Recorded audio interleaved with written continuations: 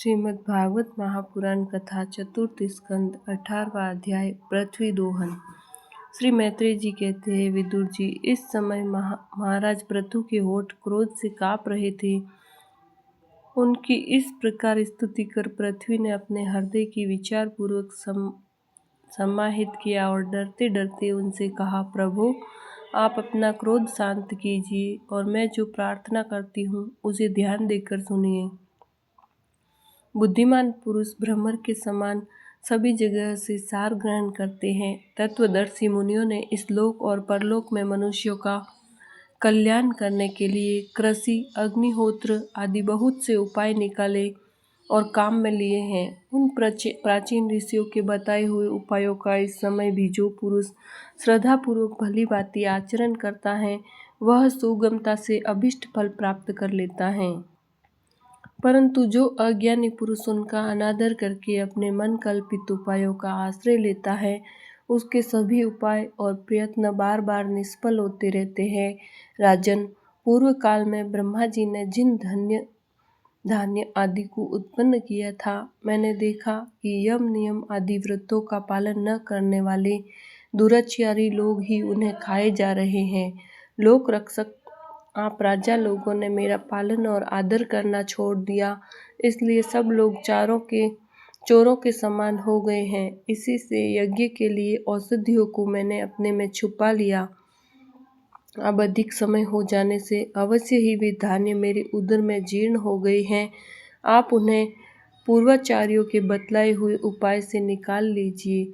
लोकपाल वीर, यदि आपको समस्त प्राणियों के अभीष्ट एवं बल की वृद्धि करने वाली अन्न की आवश्यकता है, तो आप मेरे योग्य बछड़ा, दोहन पात्र और दूहने वाले की व्यवस्था कीजिए। मैं उस बछड़े के स्नेह से पिन्हाकर दूध के रूप में आपको सभी अभिष्ट वस्तुएं दे दूंगी। राजन, एक बात और है, आपको मुझे समतल करना होगा, जिससे कि वर्षा ऋतु बीत जाने पर भी मेरे ऊपर इंद्र का बरसाया हुआ जल सर्वत्र बना रहे, मेरे भीतर की आर्द्रता सूखने न पावे। यह आपके लिए बहुत मंगलकारक होगा। पृथ्वी के कहे हुए ये प्रिय और हितकारी वचन स्वीकार कर महाराज पृथु ने स्वयंभू मनु को बछड़ा बना अपने हाथ से ही समस्त धान्यों को दूह लिया। पृथु के समान अन्य विज्ञजन भी उस सब जगह से सार ग्रहण कर लेते हैं, अतः उन्होंने भी पृथु जी के द्वारा वश में की हुई वसुंधरा से अपनी अपनी अभीष्ट वस्तुएं दूह ली। ऋषियों ने बृहस्पति जी को बछड़ा बनाकर इंद्रिय, वाणी, मन और श्रोत्र रूप पात्र में पृथ्वी देवी की वेद रूप पवित्र दूध दूहा।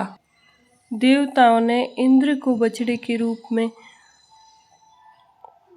कल्पना कर सुवर्णमय पात्र में अमृत, वीर्य, मनोबल, ओज, इंद्रिय बल और शारीरिक बल रूप दूध दूहा।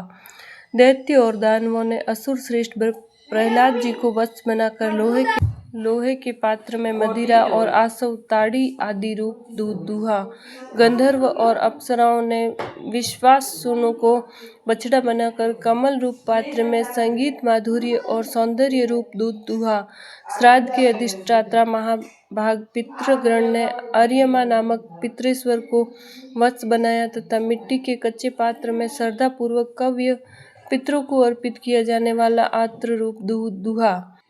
फिर कपिल देव जी को बछड़ा बनाकर आकाश रूप पात्र में सिद्धों ने अणिम आदि अष्ट सिद्धि तथा विद्याधरों ने आकाश गमन आदि विद्याओं को दूहा।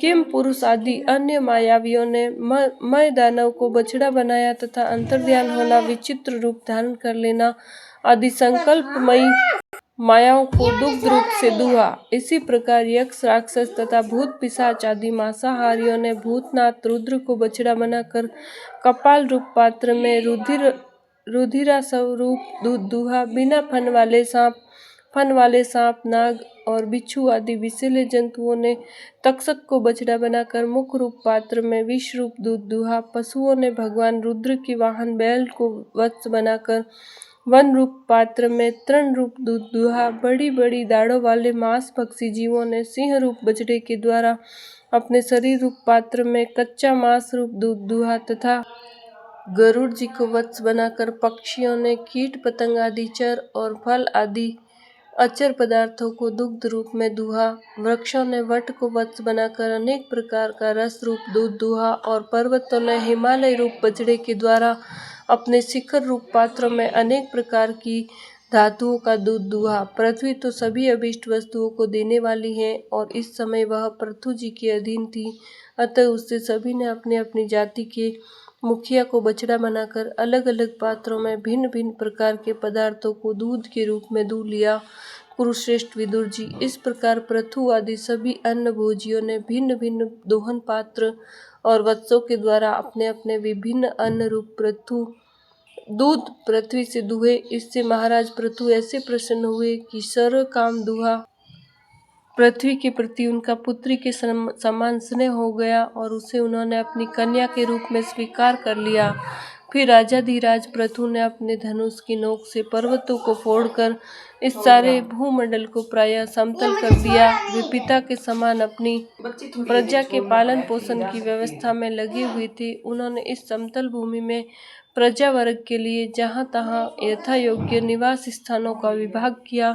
अनेकों गांव, कस्बे, नगर, दुर्ग, अहीरों की बस्ती, पशुओं के रहने के स्थान, छावनियाँ, खाने, किसानों के गांव और पहाड़ों की तलहटी के गांव बसाए। महाराज पृथु के पहले इस पृथ्वी पर पूर्व ग्राम आदि का विभाग नहीं था। सब लोग अपने अपने सुविधा के अनुसार बैठक के जहाँ तहाँ बस जाते थे। बोलिए श्री कृष्णचंद्र भगवान की जय।